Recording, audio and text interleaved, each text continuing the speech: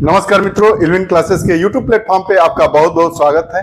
आपने भारतीय नोटों को तो देखा ही होगा। उस पर आप देखते हैं कि महात्मा गांधी का चित्र अंकित होता है। तो आज हम अपनी इस कक्षा में जानेंगे कि क्यों केवल इस जो हमारे भारतीय नोट है उस पर महात्मा गांधी का ही चित्र क्यों अंकित किया जाता है, उसके पीछे के क्या निहितार्थ है, कब अस्थायी रूप से महात्मा गांधी के चित्र को अंकित किया गया। बाकी उस समय के जो नेता थे, सरदार वल्लभ भाई पटेल, जवाहरलाल नेहरू, मोतीलाल नेहरू, गोडसे, कई विचारधाराओं के अनेक नेता थे, उनकी तस्वीरें क्यों नहीं लगाई जाती है। तो आज उसका पूरा इतिहास समझेंगे। नोट कहाँ हमारी छपती है, उसकी डिजाइन कौन करता है, क्या केंद्र से अनुमति लेनी पड़ती है, नहीं लेनी पड़ती है, इनके अलावा किसके चित्र क्यों नहीं आज तक अंकित हुए किसी और भी नेता के, इस पर जो आरबीआई ने अपनी समिति गठित की थी उस समिति ने क्या कहा था, इन सारे मुद्दों को आज हम पढ़ेंगे, जानेंगे। तो आइए प्रारंभ करते हैं कि भारतीय नोट पर गांधी जी की फोटो के पीछे की असली कहानी क्या है। कक्षा की रूपरेखा को समझते हैं। पहले पढ़ेंगे खबर क्या है, चर्चा में क्यों है, स्वतंत्र भारत के बैंक नोटों के बारे में बात करेंगे, 1950 के बाद जो भारतीय नोटों पर प्रयोग किए गए उसके बारे में भी बात करेंगे, गांधी जी की पहली बार इंडियन रुपीस पर नोटों पर कब दिखाई दिए इसको भी लेंगे, और गांधी जी का चित्र बैंक नोटों पर कब अस्थायी रूप से अंकित हो गया। उसके बाद हम बात करेंगे भारतीय मुद्रा पर गांधी की छवि की उत्पत्ति कैसे देखी जाती है, और इसी कक्षा में आगे हम बात करेंगे कि कौन तय करता है नोटों के डिजाइन, और बैंक नोटों पर दूसरों को शामिल करने की मांग हो रही है और उस पर हमारी जो समिति आई है, आरबीआई ने जिस समिति का गठन किया था उस समिति ने क्या कहा था। आइए एक एक करके हम विषय को लेते हैं। 1869 में गुजरात के पोरबंदर नामक स्थान पे हुआ था, उनकी 154वीं जयंती बनाई गई। इसलिए यह एक महत्वपूर्ण बात हो जाती है, रोचक विषय भी है और जानने की इच्छा भी रहती है कि आखिर क्यों इतने हमारे नेता हुए, राजनेता हुए, उनका चित्र क्यों नहीं हम भारतीय नोटों पर पाते हैं, क्यों सिर्फ गांधी की फोटो लगाई जाती है हमारे भारतीय नोटों पर, और भी तो नेता हैं। तो आइए इस विषय को प्रारंभ करते हैं और जानते हैं कि गांधी जी की 154वीं जयंती थी, इसलिए यह चर्चा का विषय रहा। स्वतंत्र भारत के बैंक नोट आजादी के बाद जॉर्ज किंग 6 की विशेषता वाले औपनिवेशिक काल के नोट जारी रहे। भारत सरकार ने 1949 में, हमारा देश कब आजाद हुआ, 15 अगस्त 1947 को हमारा देश आजाद हुआ। भारत सरकार ने 1949 में 1 रुपए के नोट का नया डिजाइन पेश किया था।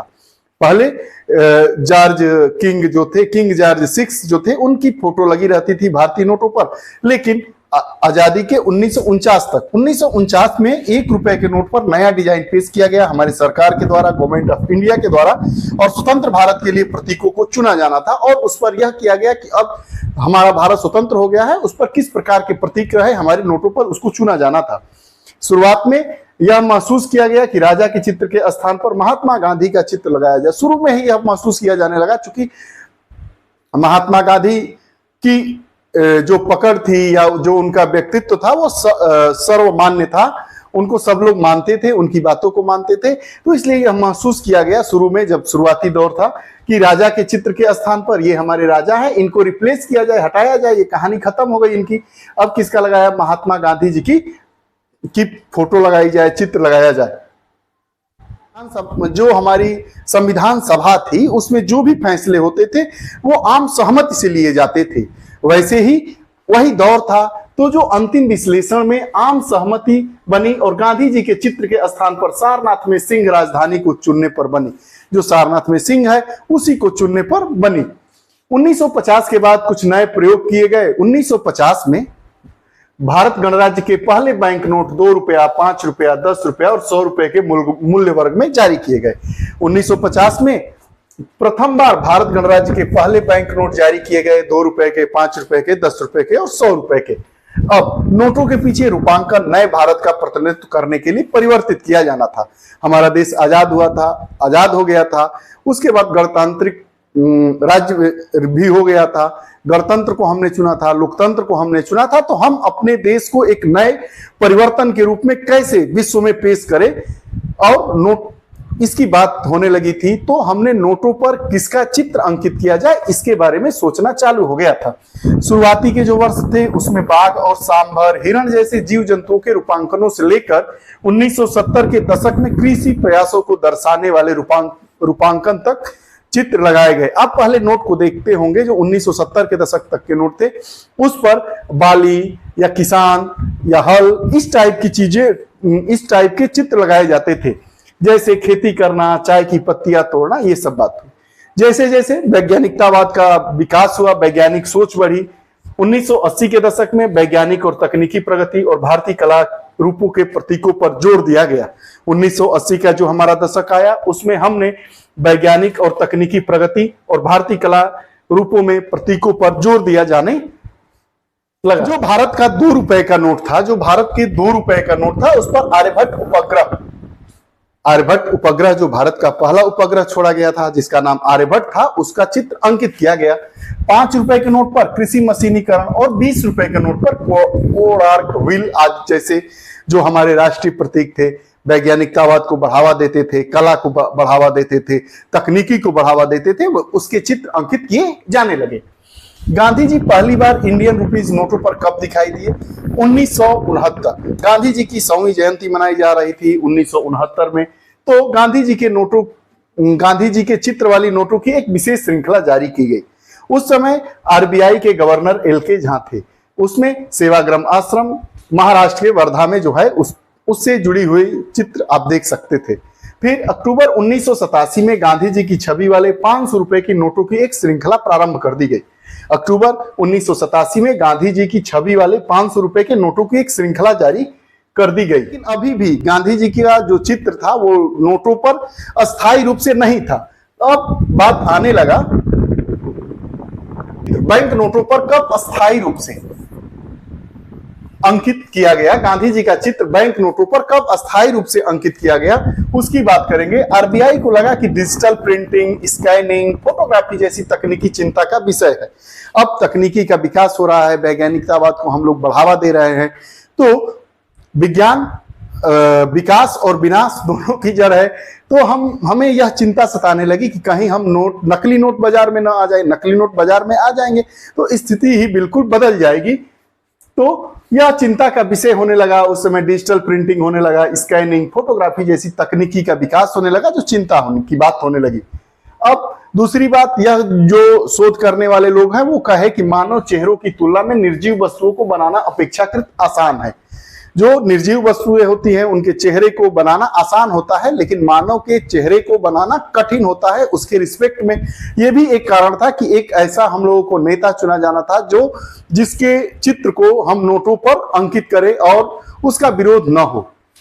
1996 में महात्मा गांधी श्रृंखला की नोट जारी की गई, जिसमें विंडो सिक्योरिटी थ्रेड, गुप्त छवि और दृष्टिबाधितों के लिए इंटेग्लियो की सुविधा प्रदान की गई। अब विंडो सिक्योरिटी थ्रेड क्या होता है? विंडो सिक्योरिटी थ्रेड आप देखते हैं कि जो आप देखेंगे कि ऐसे ऐसे नोटों पे लाइन रहती है, जब उसको करीब से देखेंगे तो ये एक पूरी सीधी लाइन दिखाई देगी। उसके बाद इंटेग्लियो क्या होता है? ये दृष्टिबाधितों के लिए एक राइटिंग स्किल है, जिसमें हम नोट पर जब लिखा हुआ देखते हैं तो थोड़ा खुरदुरा होता है, तो जो दृष्टिबाधित लोग होते हैं वो आसानी से पहचान सके, इस प्रकार के नोटों का विकास किया गया। उसके बाद विंडो सिक्योरिटी थ्रेड, गुप्त छवि, आप देखेंगे कि जो सफेद वाला हिस्सा होता है नोट पे, उस पे ऐसे तो कुछ नहीं दिखाई देता है, लेकिन जब उसको प्रकाश के सामने आप ले जाते हैं तो उस पर एक छवि आती है, उसी की बात कर रहा है। अब हुआ कि भारतीय मुद्रा पर गांधी की छवि, कौन सी छवि लगाई गई? तो ये जो आप छवि देख रहे हैं, ये महात्मा गांधी की 1946 में ली गई एक तस्वीर का कटआउट है। यहीं तक का हिस्सा है जो हमारे नोटों पर लगाया जाता है। ये जो साथ में खड़े हैं, इनका नाम है, ब्रिटिश राजनेता है लॉर्ड फ्रेडरिक विलियम पेंथिक लॉरेंस। ये लॉरेंस हैं, ये एक साथ लोग हैं, भारतीय बातों पर बात कर रहे हैं। पेंथिक लॉरेंस थे या ब्रिटेन के नेता थे, ब्रिटिश राजनेता थे। मुस्कुरा रहे हैं गांधी जी, भारत हमारा आजाद हो चुका है, आजाद होने की बात है। यह माना जा रहा है कि यह एक जो उनकी छवि है, आप भारतीय इतिहास में राजनीति के दौर में इससे अच्छी मुस्कुराहट वाली छवि गांधी जी की नहीं हो पाएगी, इसलिए इस छवि को का इतना जो हिस्सा है, ये जो पोर्शन है, इसको लिया गया।